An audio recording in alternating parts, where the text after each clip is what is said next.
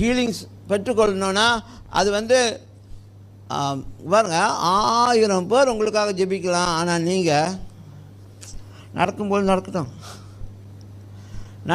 நடக்கணும்னு சொன்னீங்கன்னா அது நடக்காது.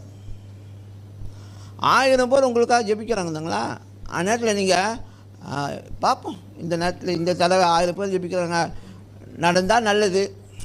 அந்த மாதிரி அறிக்கையெல்லாம் வந்து உங்களை எங்கேயும் கொண்டு போய் சேர்க்காது. அந்த சுகம் உங்கள் பக்கமே வராது. அந்த சுகத்தோட வாடை கூட வராது. என்ன சுகத்தோடைய வாடையே வராது. You tends to react negatively.